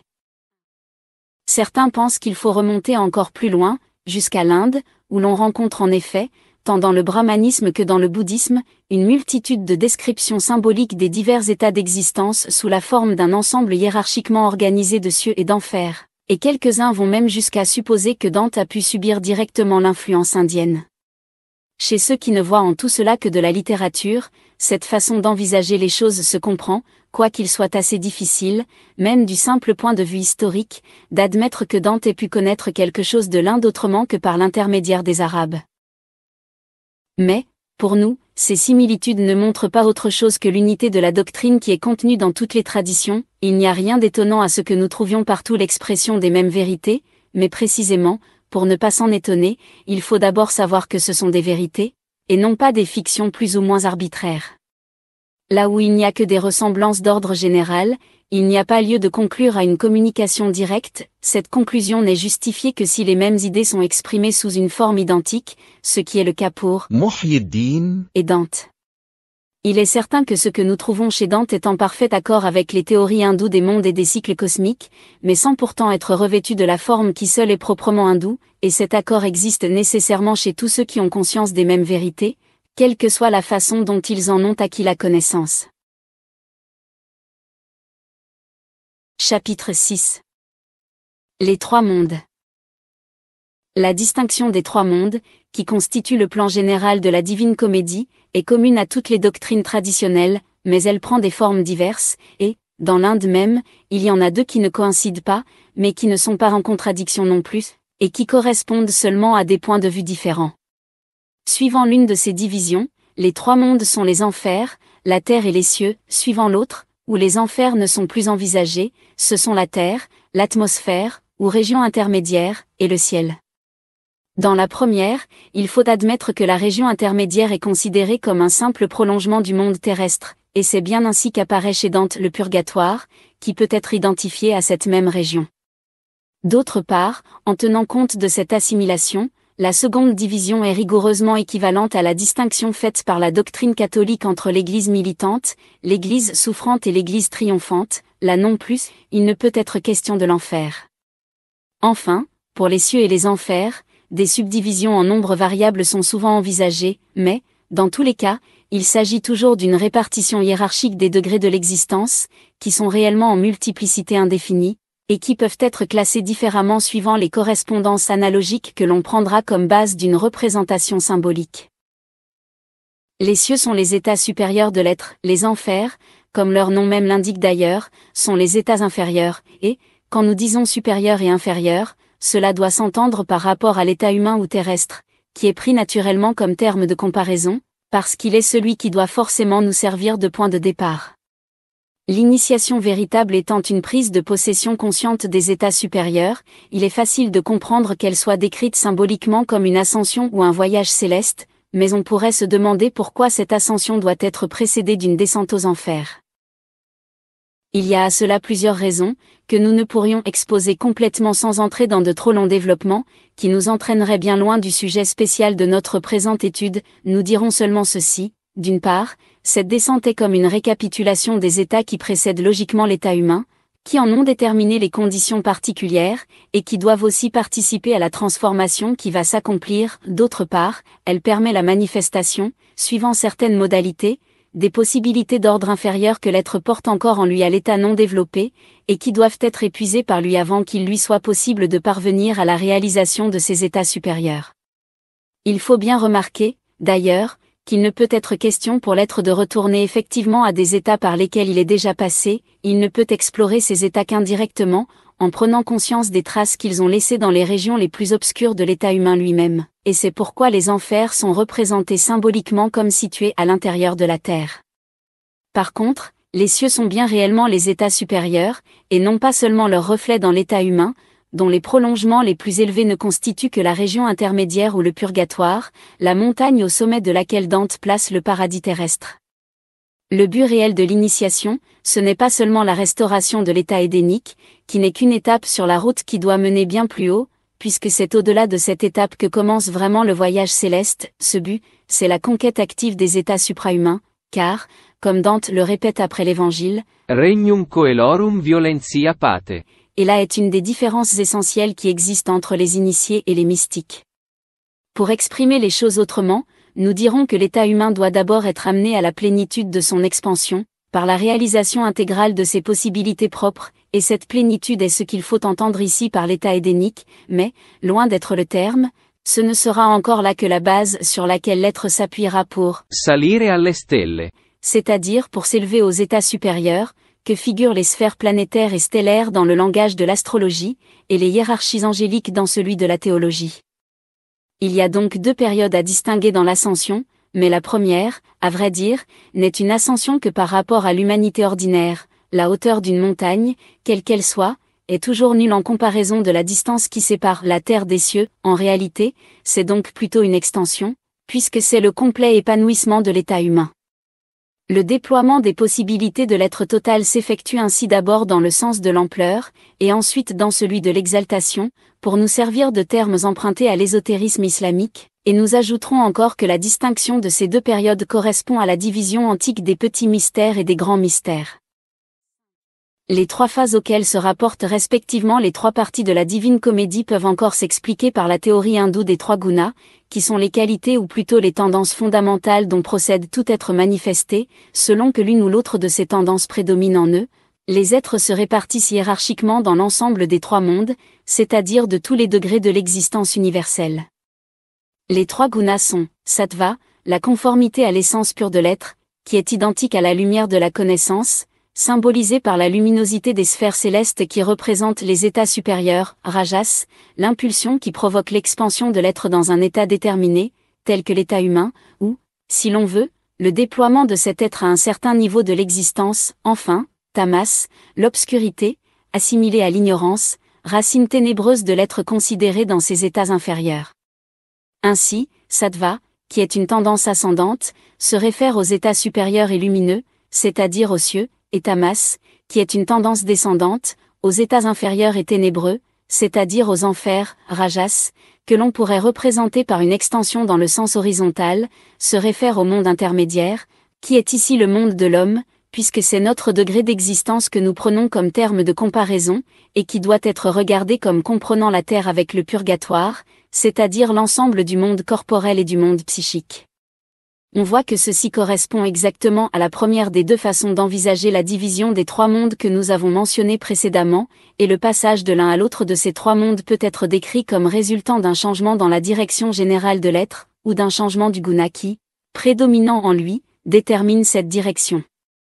Il existe précisément un texte védique où les trois gunas sont ainsi présentés comme se convertissant l'un dans l'autre en procédant selon un ordre ascendant. Tout était tamas, il, Le suprême Brahma, commanda un changement, et tamas prit la teinte, c'est-à-dire la nature, de rajas, intermédiaire entre l'obscurité et la luminosité, et rajas, ayant reçu de nouveau un commandement, revêtit la nature de sattva.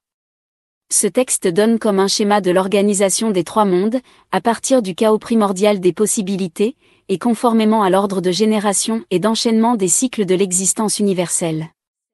D'ailleurs, chaque être, pour réaliser toutes ces possibilités, doit passer, en ce qui le concerne particulièrement, par les états qui correspondent respectivement à ces différents cycles, et c'est pourquoi l'initiation, qui a pour but l'accomplissement total de l'être, s'effectue nécessairement par les mêmes phases. Le processus initiatique reproduit rigoureusement le processus cosmogonique, selon l'analogie constitutive du macrocosme et du microcosme. Chapitre 7. Les nombres symboliques. Avant de passer aux considérations qui se rapportent à la théorie des cycles cosmiques, nous devons maintenant présenter quelques remarques sur le rôle que joue le symbolisme des nombres dans l'œuvre de Dante, et nous avons trouvé des indications fort intéressantes sur ce sujet dans un travail du professeur Rodolfo Benigni, qui n'en a cependant pas tiré toutes les conclusions qu'elles nous paraissent comporter. Il est vrai que ce travail est une recherche du plan primitif de l'Inferno, entreprise dans des intentions qui sont surtout d'ordre littéraire, mais les constatations auxquelles conduit cette recherche ont en réalité une portée beaucoup plus considérable. Suivant M. Benigni, il y aurait pour Dante trois couples de nombres ayant une valeur symbolique par excellence, ce sont 3 et 9, 7 et 22, 515 et 666. Pour les deux premiers nombres, il n'y a aucune difficulté, tout le monde sait que la division générale du poème est ternaire, et nous venons d'en expliquer les raisons profondes. D'autre part, nous avons déjà rappelé que 9 est le nombre de Béatrice, comme on le voit dans la Vita Nuova. Ce nombre 9 est d'ailleurs directement rattaché au précédent, puisqu'il en est le carré, et on pourrait l'appeler un triple ternaire. Il est le nombre des hiérarchies angéliques, donc celui des cieux, et il est aussi celui des cercles infernaux, car il y a un certain rapport de symétrie inverse entre les cieux et les enfers.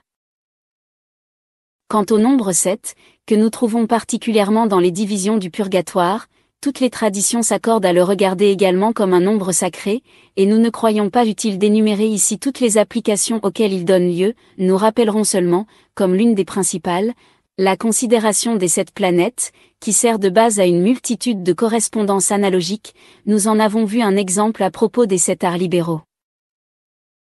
Le nombre 22 est lié à 7 par le rapport 22 sur 7, qui est l'expression approximative du rapport de la circonférence au diamètre, de sorte que l'ensemble de ces deux nombres représente le cercle, qui est la figure la plus parfaite pour Dante comme pour les pythagoriciens. Et toutes les divisions de chacun des trois mondes ont cette forme circulaire. De plus, 22 réunit les symboles de deux des mouvements élémentaires de la physique aristotélicienne, le mouvement local, représenté par 2, et celui de l'altération, représenté par 20, comme Dante lui-même l'explique dans le Convito. Telles sont, pour ce dernier nombre, les interprétations données par M. Benigni, tout en reconnaissant qu'elles sont parfaitement justes. Nous devons dire pourtant que ce nombre ne nous semble pas aussi fondamental qu'il le pense, et qu'il nous apparaît même surtout comme dérivé d'un autre que le même auteur ne mentionne qu'à titre secondaire, alors qu'il a en réalité une plus grande importance, c'est le nombre 11, dont 22 n'est qu'un multiple. Ici, il nous faut insister quelque peu, et nous dirons tout d'abord que cette lacune nous a d'autant plus étonnés chez M. Benigni, que tout son travail s'appuie sur la remarque suivante. Dans l'Inferno, la plupart des scènes complètes ou épisodes en lesquels se subdivisent les divers chants comprennent exactement 11 ou 22 strophes. Quelques-uns, 10 seulement, il y a aussi un certain nombre de préludes et de finales en cette strophe, et, si ces proportions n'ont pas toujours été conservées intactes, c'est que le plan primitif de l'Inferno a été modifié ultérieurement. Dans ces conditions, pourquoi 11 ne serait-il pas au moins aussi important à considérer que 22 ? Ces deux nombres se trouvent encore associés dans les dimensions assignées aux extrêmes bolgés, dont les circonférences respectives sont de 11 et 22 000, mais 22 n'est pas le seul multiple de 11 qui interviennent dans le poème. Il y a aussi 33, qui est le nombre des chants en lesquels se divise chacune des trois parties, l'Inferno seul en a 34, mais le premier est plutôt une introduction générale, qui complète le nombre total de 100 pour l'ensemble de l'œuvre. D'autre part, quand on sait ce qu'était le rythme pour Dante, on peut penser que ce n'est pas arbitrairement qu'il a choisi le vers de 11 syllabes, pas plus que la strophe de 3 vers qui nous rappelle le ternaire, chaque strophe a 33 syllabes, de même que les ensembles de 11 et 22 strophes dont il vient d'être question contiennent respectivement 33 et 66 vers, et les divers multiples de 11 que nous trouvons ici ont tous une valeur symbolique particulière. Il est donc bien insuffisant de se borner, comme le fait M. Benigni, à introduire 10 et 11 entre 7 et 22 pour former un tétracorde qui a une vague ressemblance avec le tétracorde grec, et dont l'explication nous semble plutôt embarrassée. La vérité, c'est que le nombre 11 jouait un rôle considérable dans le symbolisme de certaines organisations initiatiques et, quant à ces multiples, nous rappellerons simplement ceci, 22 est le nombre des lettres de l'alphabet hébraïque, et l'on sait quelle en est l'importance dans la Kabbale. 33 est le nombre des années de la vie terrestre du Christ, qui se retrouve dans l'âge symbolique du rose-croix maçonnique, et aussi dans le nombre des degrés de la maçonnerie écossaise. 66 est, en arabe, la valeur numérique totale du nom d'Allah, et 99 est le nombre des principaux attributs divins suivant la tradition islamique. Sans doute pourrait-on relever encore bien d'autres rapprochements. En dehors des significations diverses qui peuvent s'attacher à 11 et à ses multiples, l'emploi qu'en a fait Dante constituait un véritable signe de reconnaissance, au sens le plus strict de cette expression, et c'est là, pour nous, que réside précisément la raison des modifications que l'Inferno a dû subir après sa première rédaction. Parmi les motifs qui ont pu amener ces modifications, M. Benigni envisage certains changements dans le plan chronologique et architectonique de l'œuvre, qui sont possibles sans doute, mais qui ne nous paraissent pas nettement prouvés, mais il mentionne aussi les faits nouveaux dont le poète voulait tenir compte dans le système des prophéties, et c'est ici qu'il nous semble approcher de la vérité, surtout lorsqu'il ajoute par exemple, la mort du pape Clément V, arrivée en 1314, alors que l'Inferno, dans sa première rédaction, devait être terminé. En effet, la vraie raison, à nos yeux, ce sont les événements qui eurent lieu de 1300 à 1314, c'est-à-dire la destruction de l'ordre du Temple et ses diverses conséquences, et Dante, d'ailleurs, n'a pu s'empêcher d'indiquer ces événements, lorsque, faisant prédire par Hugues Capet les crimes de Philippe le Bel, après avoir parlé de l'outrage que celui-ci fit subir au Christ dans son vicaire, il poursuit en ces termes. Veggio il nuovo Pilato si crudele, che ciò nol sazia, ma, senza decreto, porta nel tempio le cupide vele. Et, chose plus étonnante, la strophe suivante contient, en propres termes, le Necam Adonai des Kadosh Templiers. O Signor mio! Quando sarò io lieto a veder la vendetta, che, nascosa, fa dolce l'ira tua nel tuo segreto. Ce sont là, très certainement, les faits nouveaux dont Dante eut à tenir compte, et cela pour d'autres motifs que ceux auxquels on peut penser lorsqu'on ignore la nature des organisations auxquelles il appartenait. Ces organisations, qui procédaient de l'ordre du Temple et qui eurent à recueillir une partie de son héritage, durent se dissimuler alors beaucoup plus soigneusement qu'auparavant, surtout après la mort de leur chef extérieur, l'empereur Henri VII de Luxembourg, dont Béatrice, par anticipation, avait montré à Dante le siège dans le plus haut des cieux. Dès lors, il convenait de cacher le signe de reconnaissance auquel nous avons fait allusion. Les divisions du poème où le nombre 11 apparaissait le plus clairement devaient être, non pas supprimées, mais rendues moins visibles, de façon à pouvoir seulement être retrouvées par ceux qui en connaîtraient la raison d'être et la signification, et, si l'on songe qu'il s'est écoulé 6 siècles avant que leur existence ait été signalée publiquement, il faut admettre que les précautions voulues avaient été bien prises, et qu'elles ne manquaient pas d'efficacité.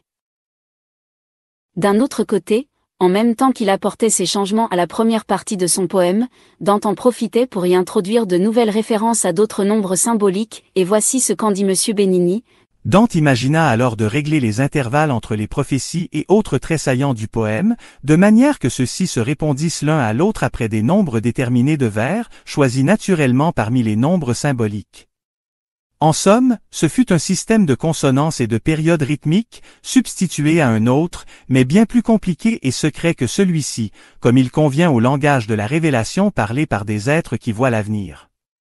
Et voici apparaître les fameux 515 et 666, dont la trilogie est pleine, 666 versés par la prophétie de Chiaco de celle de Virgile, 515 la prophétie de Farinata de celle de Chiaco. 666 s'interpose de nouveau entre la prophétie de Brunetto Latini et celle de Farinata, et encore 515 entre la prophétie de Nicolas III et celle de Messire Brunetto.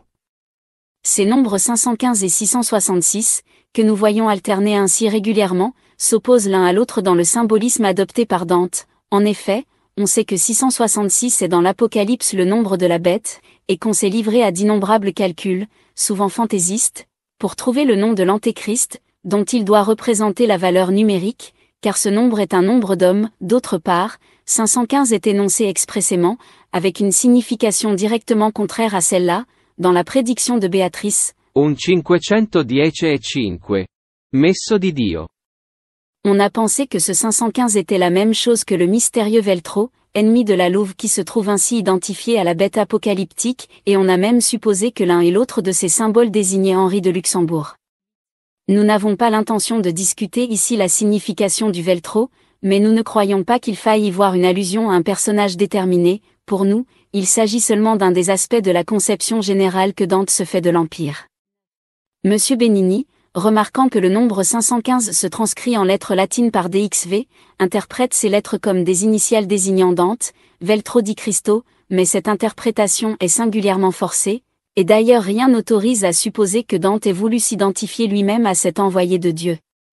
En réalité, il suffit de changer l'ordre des lettres numériques pour avoir des VX, c'est-à-dire le mot dux, qui se comprend sans autre explication, et nous ajouterons que la somme des chiffres de 515 donne encore le nombre 11, ce dux peut bien être Henri de Luxembourg, si l'on veut, mais il est aussi, et au même titre, tout autre chef qui pourra être choisi par les mêmes organisations pour réaliser le but qu'elle s'était assigné dans l'ordre social, et que la maçonnerie écossaise désigne encore comme le règne du Saint-Empire. Chapitre 8. Les cycles cosmiques. Après ces observations que nous croyons propres à fixer quelques points historiques importants, nous arrivons à ce que M. Benigni appelle la chronologie du poème de Dante. Nous avons déjà rappelé que celui-ci accomplit son voyage à travers les mondes pendant la Semaine Sainte, c'est-à-dire au moment de l'année liturgique qui correspond à l'équinoxe de printemps, et nous avons vu aussi que c'est à cette époque, suivant Haroux, que les cathares faisaient leurs initiations. D'autre part, dans les chapitres maçonniques de Rose-Croix, la commémoration de la scène est célébrée le jeudi saint, et la reprise des travaux a lieu symboliquement le vendredi à 3 heures de l'après-midi, c'est-à-dire au jour et à l'heure où mourut le Christ. Enfin, le commencement de cette semaine sainte de l'an 1300 coïncide avec la pleine lune, et l'on pourrait faire remarquer à ce propos, pour compléter les concordances signalées par Haroux, que c'est aussi à la pleine lune que les Noachites tiennent leurs assemblées.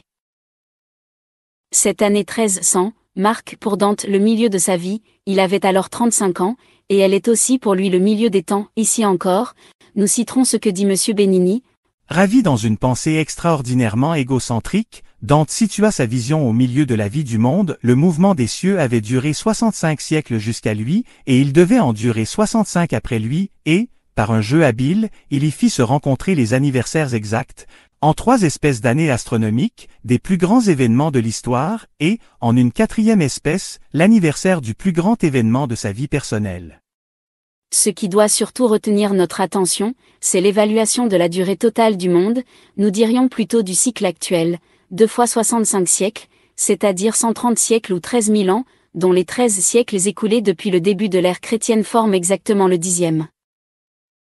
Le nombre 65 est d'ailleurs remarquable en lui-même. Par l'addition de ces chiffres, il se ramène encore à 11, et, de plus, ce nombre 11 s'y trouve décomposé en 6 et 5, qui sont les nombres symboliques respectifs du macrocosme et du microcosme, et que Dante fait sortir l'un et l'autre de l'unité principielle lorsqu'il dit Così come Raya dell'un. Se si conosce, il 5 e il 6. Enfin, en traduisant 65 en lettres latines comme nous l'avons fait pour 515, nous avons LXV, ou, avec la même interversion que précédemment, LVX, c'est-à-dire le mot lux, et ceci peut avoir un rapport avec l'ère maçonnique de la vraie lumière.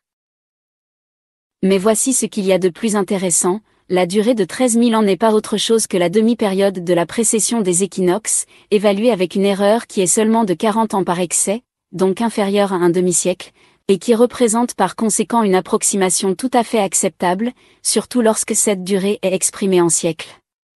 En effet, la période totale est en réalité de 25 920 ans, de sorte que sa moitié est de 12 960 ans. Cette demi-période est la grande année des Perses et des Grecs, évaluée parfois aussi à 12 000 ans, ce qui est beaucoup moins exact que les 13 000 ans de Dante. Cette grande année était effectivement regardée par les anciens comme le temps qui s'écoule entre 2 rénovations du monde, ce qui doit sans doute s'interpréter, dans l'histoire de l'humanité terrestre, comme l'intervalle séparant les grands cataclysmes dans lesquels disparaissent des continents entiers, et dont le dernier fut la destruction de l'Atlantide. À vrai dire, ce n'est là qu'un cycle secondaire, qui pourrait être considéré comme une fraction d'un autre cycle plus étendu, mais, en vertu d'une certaine loi de correspondance, chacun des cycles secondaires reproduit, à une échelle plus réduite, des phases qui sont comparables à celles des grands cycles dans lesquels ils s'intègrent. Ce qui peut être dit des lois cycliques en général trouvera donc son application à différents degrés, cycles historiques, cycles géologiques, cycles proprement cosmiques, avec des divisions et des subdivisions qui multiplient encore ces possibilités d'application. D'ailleurs, quand on dépasse les limites du monde terrestre, il ne peut plus être question de mesurer la durée d'un cycle par un nombre d'années entendu littéralement, les nombres prennent alors une valeur purement symbolique, et ils expriment des proportions plutôt que des durées réelles.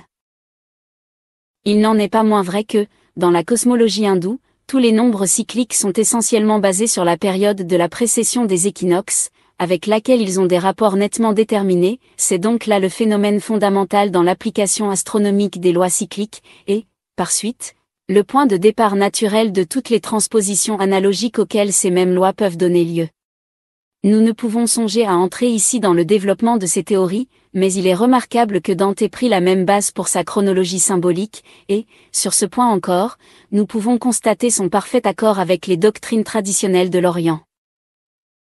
Mais on peut se demander pourquoi Dante situe sa vision exactement au milieu de la grande année, et s'il faut vraiment parler à ce propos d'égocentrisme, ou s'il n'y a pas à cela quelques raisons d'un autre ordre. Nous pouvons d'abord faire remarquer que, si l'on prend un point de départ quelconque dans le temps, et si l'on compte à partir de cette origine la durée de la période cyclique, on aboutira toujours à un point qui sera en parfaite correspondance avec celui dont on est parti, car c'est cette correspondance même entre les éléments des cycles successifs qui assure la continuité de ceux-ci.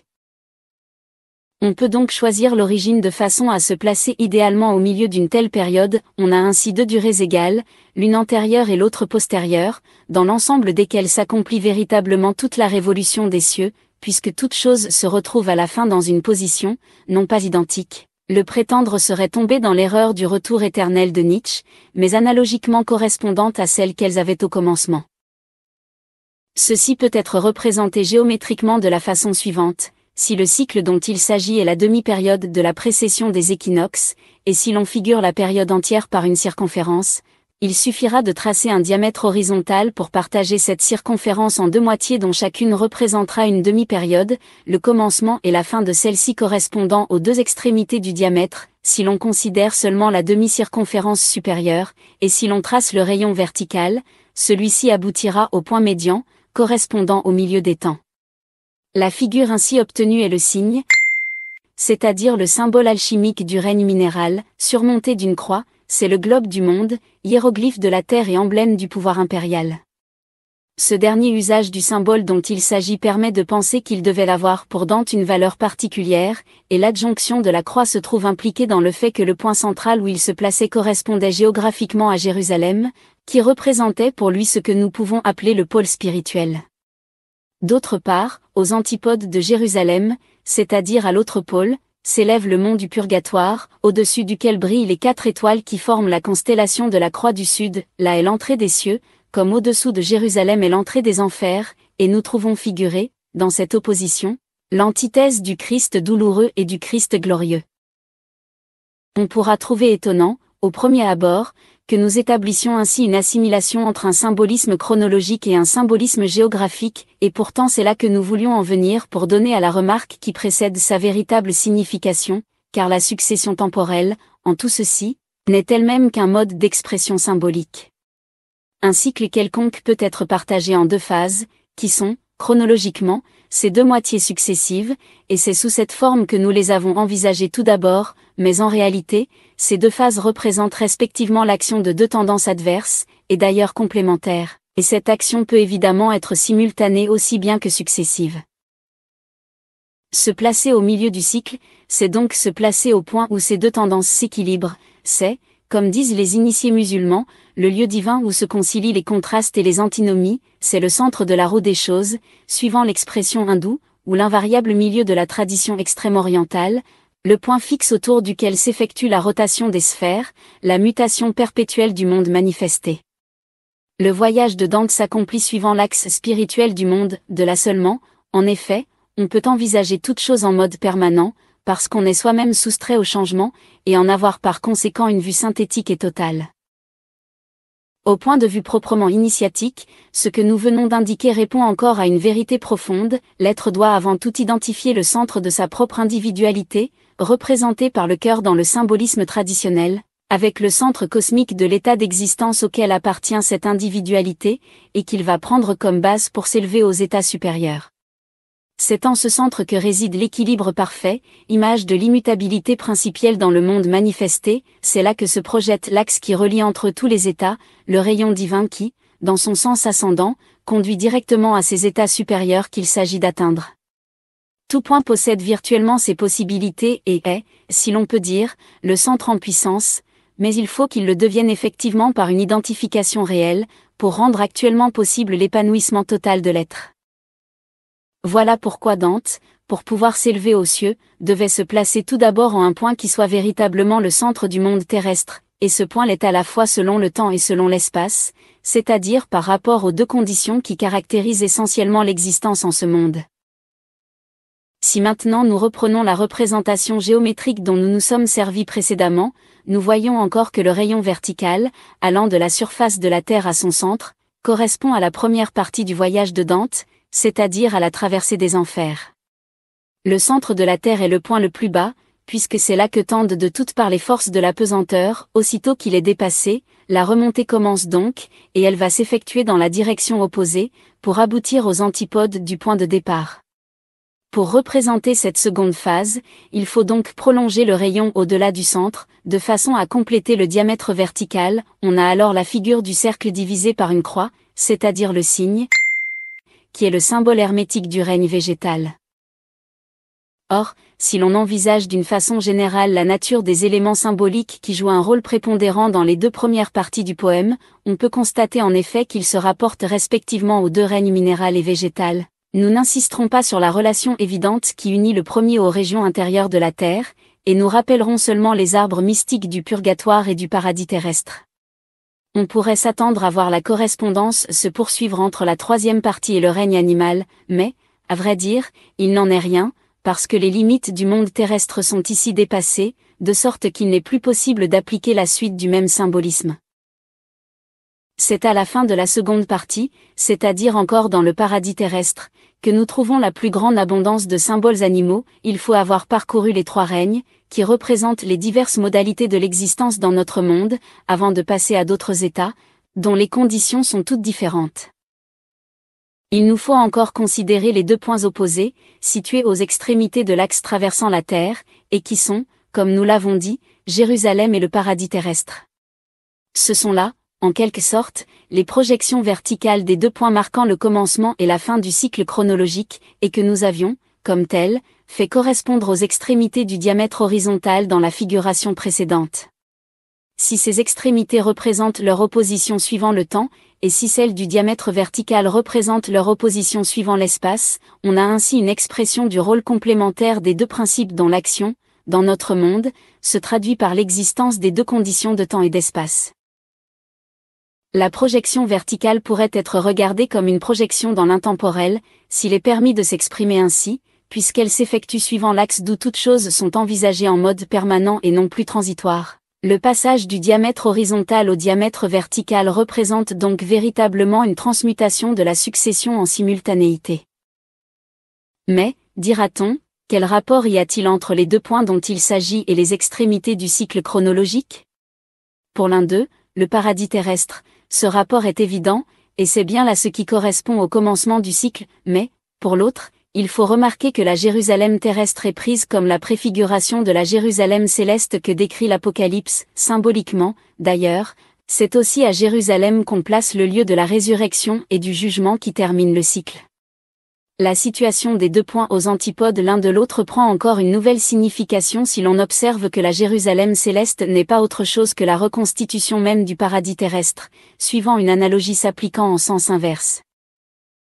Au début des temps, c'est-à-dire du cycle actuel, le paradis terrestre a été rendu inaccessible par suite de la chute de l'homme, la Jérusalem nouvelle doit descendre du ciel en terre à la fin de ce même cycle, pour marquer le rétablissement de toutes choses dans leur ordre primordial, et l'on peut dire qu'elle jouera pour le cycle futur le même rôle que le paradis terrestre pour celui-ci. En effet, la fin d'un cycle est analogue à son commencement, et elle coïncide avec le commencement du cycle suivant, ce qui n'était que virtuel au début du cycle se trouve effectivement réalisé à sa fin, et engendre alors immédiatement les virtualités qui se développeront à leur tour au cours du cycle futur. Mais c'est là une question sur laquelle nous ne pourrions insister davantage sans sortir entièrement de notre sujet. Nous ajouterons seulement, pour indiquer encore un autre aspect du même symbolisme, que le centre de l'être, auquel nous avons fait allusion plus haut, est désigné par la tradition hindoue comme la ville de Brahma, en sanskrit Brahmapura, et que plusieurs textes en parlent dans des termes qui sont presque identiques à ceux que nous trouvons dans la description apocalyptique de la Jérusalem céleste. Enfin, et pour revenir à ce qui concerne plus directement le voyage de Dante, il convient de noter que, si c'est le point initial du cycle qui devient le terme de la traversée du monde terrestre, il y a là une allusion formelle à ce retour aux origines qui tient une place importante dans toutes les doctrines traditionnelles, et sur lequel, par une rencontre assez remarquable, l'ésotérisme islamique et le taoïsme insistent plus particulièrement. Ce dont il s'agit, d'ailleurs, est encore la restauration de l'état édénique, dont nous avons déjà parlé, et qui doit être regardée comme une condition préalable pour la conquête des états supérieurs de l'être.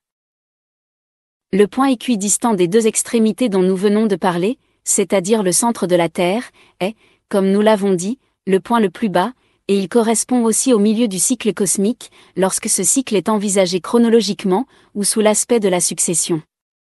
En effet, on peut alors en diviser l'ensemble en deux phases, l'une descendante, allant dans le sens d'une différenciation de plus en plus accentuée, et l'autre ascendante, en retour vers l'état principiel. Ces deux phases, que la doctrine hindoue compare à celle de la respiration, se retrouvent également dans les théories hermétiques, où elles sont appelées coagulation et solution, en vertu des lois de l'analogie, le grand œuvre reproduit en abrégé tout le cycle cosmique. On peut y voir la prédominance respective des deux tendances adverses, tamas et sattva, que nous avons définies précédemment. La première se manifeste dans toutes les forces de contraction et de condensation, la seconde dans toutes les forces d'expansion et de dilatation, et nous trouvons encore, à cet égard, une correspondance avec les propriétés opposées de la chaleur et du froid, la première dilatant les corps, tandis que le second les contracte, c'est pourquoi le dernier cercle de l'enfer est gelé.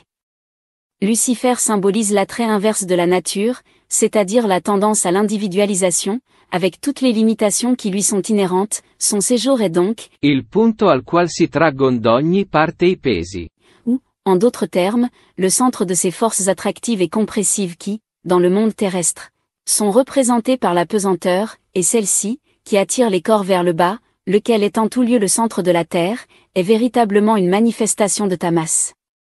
Nous pouvons noter en passant que ceci va à l'encontre de l'hypothèse géologique du feu central, car le point le plus bas doit être précisément celui où la densité et la solidité sont à leur maximum, et, d'autre part, ce n'est pas moins contraire à l'hypothèse, envisagée par certains astronomes, d'une fin du monde par congélation, puisque cette fin ne peut être qu'un retour à l'indifférenciation.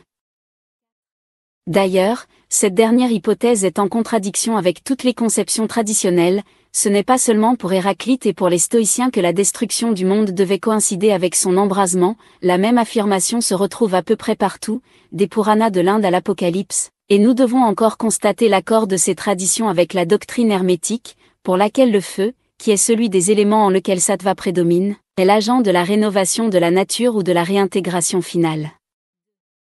Le centre de la Terre représente donc le point extrême de la manifestation dans l'état d'existence considéré, c'est un véritable point d'arrêt, à partir duquel se produit un changement de direction, la prépondérance passant de l'une à l'autre des deux tendances adverses. C'est pourquoi, dès que le fond des enfers a été atteint, l'ascension ou le retour vers le principe commence, succédant immédiatement à la descente, et le passage de l'un à l'autre hémisphère se fait en contournant le corps de Lucifer, d'une façon qui donne à penser que la considération de ce point central n'est pas sans avoir certains rapports avec les mystères maçonniques de la chambre du milieu, où il s'agit également de mort et de résurrection. Partout et toujours, nous retrouvons pareillement l'expression symbolique des deux phases complémentaires qui, dans l'initiation ou dans le grand œuvre hermétique, ce qui n'est au fond qu'une seule et même chose, traduisent ces mêmes lois cycliques, universellement applicables, et sur lesquelles, pour nous, repose toute la construction du poème de Dante. Chapitre 9. Erreur des interprétations systématiques. Certains penseront peut-être que cette étude pose encore plus de questions qu'elle n'en résout, et, à vrai dire, nous ne saurions protester contre une semblable critique, si toutefois c'en est une, mais ce ne peut en être une que de la part de ceux qui ignorent combien la connaissance initiatique diffère de tout savoir profane. C'est pourquoi, dès le début, nous avons eu soin d'avertir que nous n'entendions point donner un exposé complet, car la nature même du sujet nous interdisait une semblable prétention, et, d'ailleurs, tout se tient tellement dans ce domaine qu'il faudrait assurément plusieurs volumes pour développer comme elles le mériteraient les questions multiples auxquelles nous avons fait allusion au cours de notre travail, sans parler de toutes celles que nous n'avons pas eu l'occasion d'envisager, mais que ce développement, si nous voulions l'entreprendre, introduirait à leur tour inévitablement. En terminant, nous dirons seulement, pour que personne ne puisse se méprendre sur nos intentions, que les points de vue que nous avons indiqués ne sont nullement exclusifs, et qu'il en est sans doute encore bien d'autres auxquels on pourrait se placer également et dont on tirerait des conclusions non moins importantes, tous ces points de vue se complétant en parfaite concordance dans l'unité de la synthèse totale. Il est de l'essence même du symbolisme initiatique de ne pouvoir se réduire à des formules plus ou moins étroitement systématiques, comme celle où se complaît la philosophie profane. Le rôle des symboles est d'être le support de conception dont les possibilités d'extension sont véritablement illimitées, et toute expression n'est elle-même qu'un symbole. Il faut donc toujours réserver la part de l'inexprimable, qui est même, dans l'ordre de la métaphysique pure, ce qui importe le plus. Dans ces conditions, on comprendra sans peine que nos prétentions se bornent à fournir un point de départ à la réflexion de ceux qui, s'intéressant vraiment à ces études, sont capables d'en comprendre la portée réelle, et à leur indiquer la voie de certaines recherches dont il nous semble qu'on pourrait tirer un profit tout particulier. Si donc ce travail avait pour effet d'en susciter d'autres dans le même sens, ce seul résultat serait loin d'être négligeable, d'autant plus que, pour nous, il ne s'agit point là d'érudition plus ou moins vaine, mais de compréhension vraie, et ce n'est sans doute que par de tels moyens qu'il sera possible quelque jour de faire sentir à nos contemporains l'étroitesse et l'insuffisance de leurs conceptions habituelles. Le but que nous avons ainsi en vue est peut-être bien lointain, mais nous ne pouvons pourtant nous empêcher d'y penser et d'y tendre, tout en contribuant pour notre part, si faible soit-elle, à apporter quelque lumière sur un côté trop peu connu de l'œuvre de Dante.